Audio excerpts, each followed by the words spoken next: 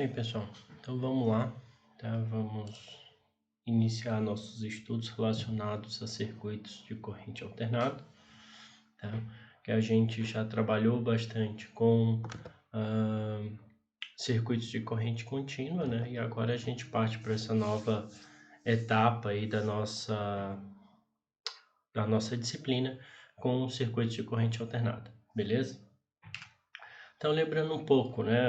Basicamente, se a gente tem um circuito elétrico, a gente pode alimentar ele tanto com sinais contínuos, com tensão e corrente contínua, como com sinais de corrente alternada. Lembra que a gente lá no começo da nossa disciplina a gente mencionou essa questão aí, tá? Lembrando que é um sinal contínuo, né? Ele é basicamente caracterizado pela não alternância de polaridade no decorrer do tempo. Ou seja, esse contínuo não quer dizer que o módulo dele é contínuo, né? Ele quer dizer que a polaridade dele, a polaridade do sinal, não vai alterar. Por exemplo, ele vai ser, durante todo o período de tempo, ele vai ser positivo, né? Aqui é mostrado um circuito, exemplo de um circuito de corrente contínua, onde a gente tem uma fonte de tensão, né?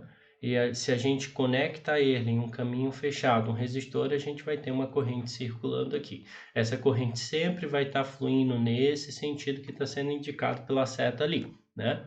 E a gente vai ter um gráfico de tensão, nesse caso, onde vai ser, além de não alterar a polaridade, ele vai ter um valor fixo, um módulo fixo, no decorrer do tempo.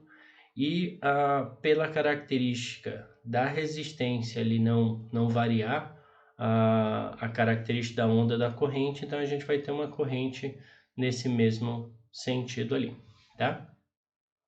Com um valor fixo, tá? Só que agora nosso foco é o sinal alternado, ou como chamam aí a corrente alternada, ou o CA ou AC, né? O pessoal costuma variar a chamada se é corrente alternada, ou se é CA ou se é AC, né? Basicamente isso aí são as abreviações tanto no português quanto no inglês, beleza? E a característica principal dele é que a gente não vai variar, que a gente vai variar a polaridade ao longo do tempo, perdão, né?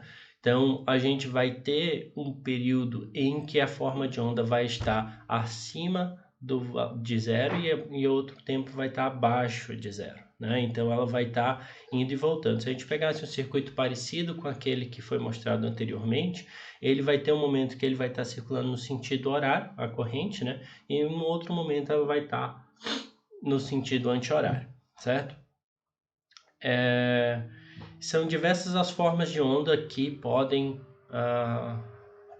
ter como corrente alternada, né? Como a onda senoidal, como a onda quadrada, como a onda triangular ou a dente de serra. Ali do lado a gente tem esses 4 tipos de onda, né? Que eu acabei de mencionar: senoidal, a onda quadrada, né? A onda triangular e a onda dente de serra. A diferença entre essas aqui é basicamente que a descida dela acontece no mesmo instante de tempo, né? E depois ela tem uma rampa, né? A triangular não, tanto a subida quanto a descida, ela acontece esparsa no tempo, tá? Só que o que a gente vai mais focar aqui no nosso estudo é a onda senoidal. Por que a onda senoidal? Porque ela é a mais utilizada nos nossos dias, né? Tanto que nas tomadas das residências de vocês, tudo é onda senoidal, tá? Então, basicamente, vamos começar aqui com a análise gráfica e matemática do sinal senoidal, certo?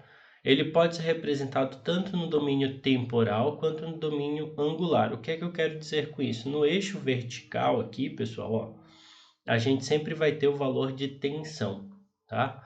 Só que no eixo horizontal, né, no caso de uma representação temporal, ele vai estar aqui em função do tempo, tá? E no caso do angular, aqui a gente vai ter a posição angular dele, qual que é o ângulo dele, né, para cada valor de tensão, certo? Sabendo, e vocês já devem ter visto um gráfico parecido com esse e até representado dessa forma, certo? tomando um café para permanecer acordado nesse friozinho que tá, né? Então, algumas grandezas que são importantes a gente mencionar aqui, tá? Valor de pico, né? O valor de pico nada mais é do que a amplitude que essa onda tem, né? Só que quando a gente fala em valor de pico é a amplitude do zero até o valor máximo positivo ou negativo dessa onda, certo? Então, é o valor do zero aqui, ó, dessa posição até esse ponto positivo. Esse seria o valor de pico positivo e do zero até o negativo.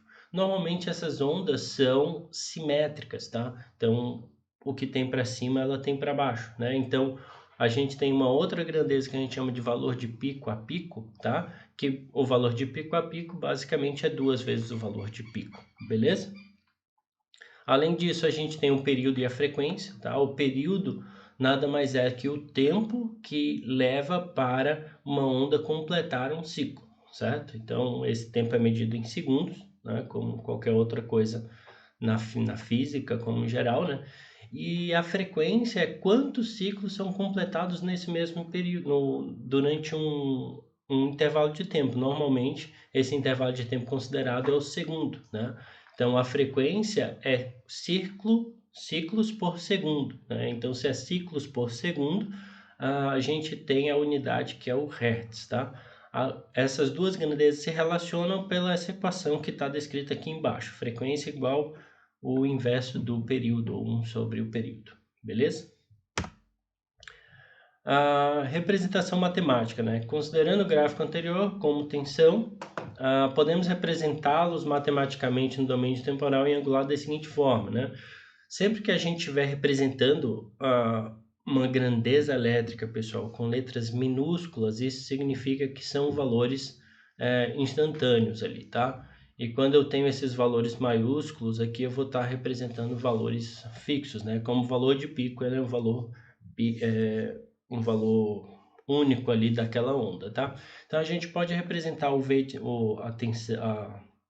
a tensão V de t igual valor de pico vezes seno de ômega t. E o Vθ, né, na forma angular, é igual a tensão de pico vezes seno de θ. Tá? Essas duas tensões, né, a tensão no instante t ou para o ângulo θ. Então, se eu substituir ali, né, basicamente eu vou estar encontrando o valor da tensão naquele instante ou naquele ângulo que eu estou inserindo ali. Uma função matemática como qualquer outra, tá? E o ômega ali, da expressão temporal, seno de ômega t, ela está relacionada à frequência angular, tá? Que é medida em radianos por segundo. E essa frequência angular, ela representa o quão rápido é a mudança do ângulo de um sinal senoidal em relação ao tempo, tá? Então, se a gente pensar em termos de velocidade lá da física, né, velocidade é ΔS sobre ΔT, né? Se a gente pega os dois gráficos aqui, deixa eu só retornar aqui rapidinho para o slide anterior. Se a gente pega aqui, ó, no período, essas duas ondas são iguais, né? Então, se eu pego de 0 até 2π, esse seria o quê? Seria o ângulo que eu estou variando, né? E ele está variando no tempo igual a período, certo? Então, basicamente aqui, ó, ΔS, 2π, dividido por ΔT, que é o período, né? Isso, se eu substituir o período é o inverso da frequência, então vai ficar ômega igual a 2πf, beleza? Nos circuitos elétricos, nem sempre os sinais senoidais iniciam o seu ciclo em t igual a zero, igual aquela onda bonitinha, né? Ele inicia bem no zero, bem bonitinho. Normalmente isso não vai acontecer, infelizmente, né? Isso se deve especialmente por causa das características dos componentes que estão ligados a ele, né? Por causa dos capacitores, por causa dos indutores. Esses caras aí fazem com que a gente tenha uma fase inicial diferente, que ele vai começar deslocado no tempo, seja para frente ou para trás, tá? Então, a gente tem que inserir naquela forma de representação o que eu chamo de fase inicial, onde que ele está iniciando, tá? Por isso que aqui essa seria a expressão completa, V de t igual valor de pico, tensão de pico, vezes seno de ômega t mais θ zero, onde θ0 é essa minha fase inicial, tá? E com relação a essa fase inicial, se o sinal, né, o sinal senoidal, ele vai iniciar o seu ciclo adiantado, ou seja, ele vai iniciar antes do zero, né? Antes de você começar a ter o zero ali para o positivo, ele já cruzou já iniciou o seu ciclo ali, né? Então a gente chama isso de adiantado, né? Ele está em adianto, né? Então ele vai ser relacionado a esse gráfico aqui, onde eu vou ter uma fase inicial positiva, certo? Se o meu ciclo começa depois do zero, né, como essa segunda imagem aqui, vocês vão ver que esse θ0 ele é negativo, tá? Ele é chamado de atrasado, tá? Porque ele é atrasado em relação ao zero, da mesma forma que o outro é adiantado em relação ao tempo igual a zero, tá? Então isso aqui é mais uma forma de todo mundo utilizar a mesma referência, vamos colocar assim, tá? E em circuitos, pessoal, é normal que a gente trabalhe com sinais distintos que eles tenham fase inicial diferentes. Sei lá, tensão e corrente eu tenho esses dois, cada um é um sinal sinoidal distinto e eles têm fase inicial diferente. E o mais importante que a fase inicial deles é a gente descobrir qual que é a diferença de fase que entre eles dois. E isso a gente chama de defasagem, tá? Essa defasagem, ou diferença de fase, né, a gente vai estar chamando aqui de delta θ, tá? Entre esses dois sinais. E é bom observar, pessoal, que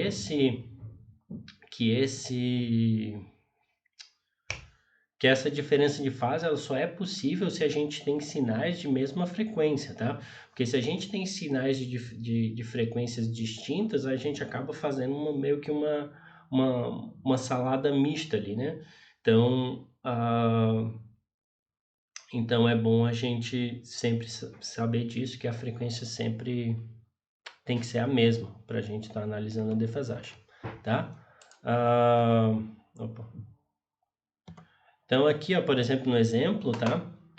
A gente tem um sinal aqui que tem uma amplitude, um valor de pico igual a 10, e a gente que é o V1, né? E no V2 eu tenho um sinal igual a 5, tá?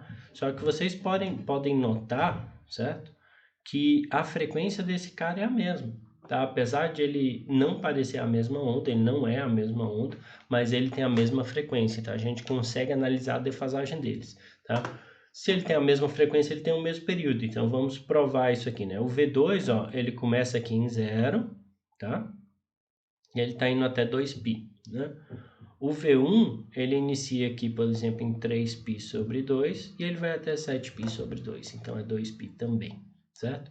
Ou pegar daqui até aqui também, ele vai ser 2π, né?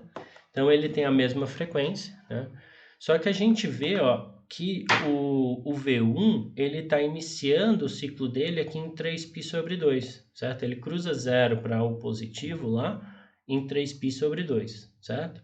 E o V2 ele está cruzando em 2π, ou seja, o V1 ele está adiantado em π sobre 2 em relação a V2, certo? Ele aconteceu π sobre 2 antes no tempo, né? no ângulo ali, tá?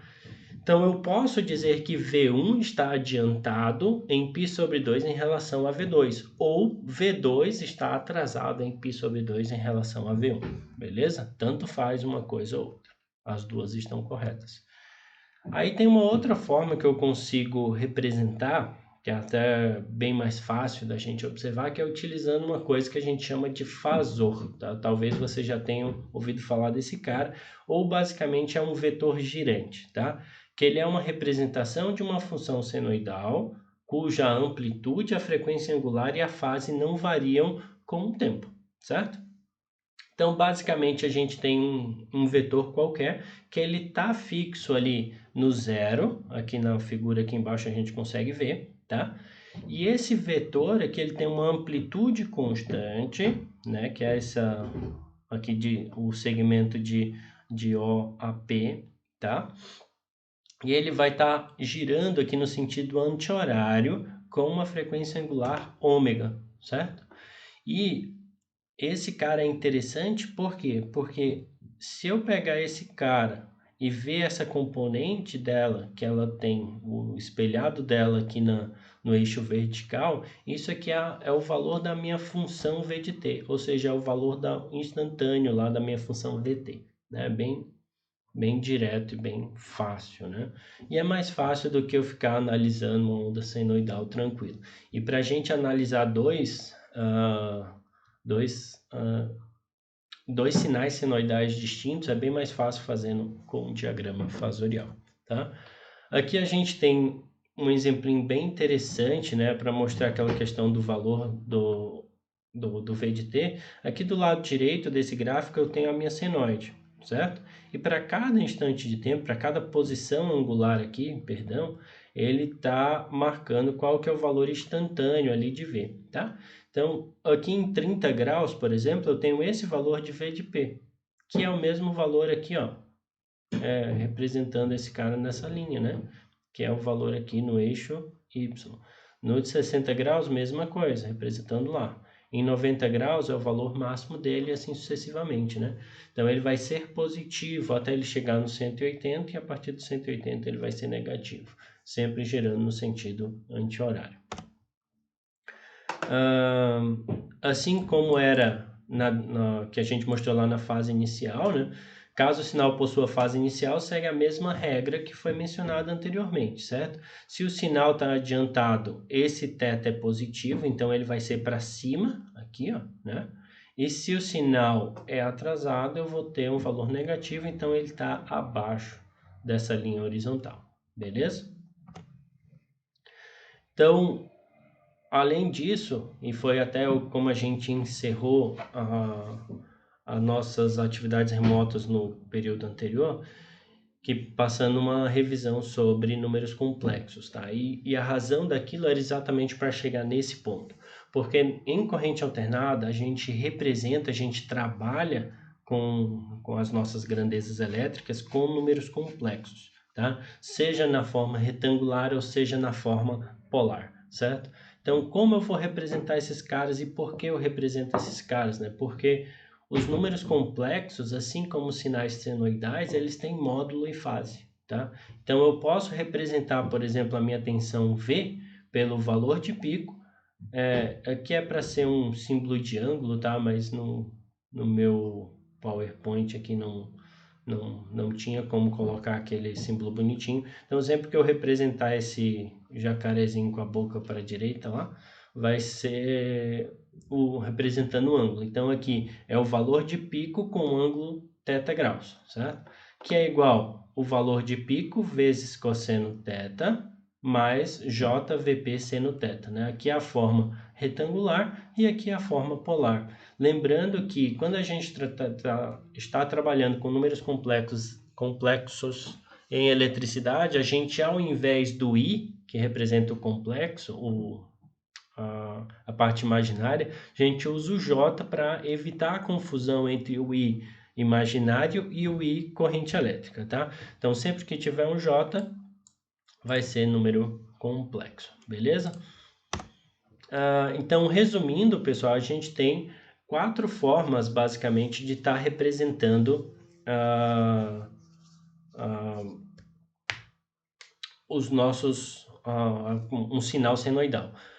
A primeira forma seria de uma forma gráfica, né? Seja da forma temporal ou da forma angular. Eu tenho a forma de diagrama fasorial, que a gente também mencionou, e a gente tem uma expressão trigonométrica, que pode ser representada dessa forma aqui de cima, né? 12 seno de ômega t mais 60 graus, e eu tenho em forma de número complexo que a gente acabou de mencionar, tá? Todas essas formas aqui representam o mesmo sinal, que seria esse 12 com ângulo de 60 graus em volts, certo? Uma tensão de 12 com ângulo de 60 graus, tá? Então, além disso, pessoal, eu queria passar aqui para vocês, só passar rapidamente, que é a atividade que eu vou estar disponibilizando para vocês, que são 4 exercíciozinhos bem direto aí, tá? Eu vou estar disponibilizando para vocês, caso tenham dúvidas, eu estou à disposição, certo? E para finalizar, o livro que eu utilizei como base é o livro do engenheiro Rômulo Oliveira Albuquerque, Análise de Circuitos de Corrente Alternada. Beleza? Então, qualquer coisa estamos aí e a gente se vê na próxima semana. Um abraço.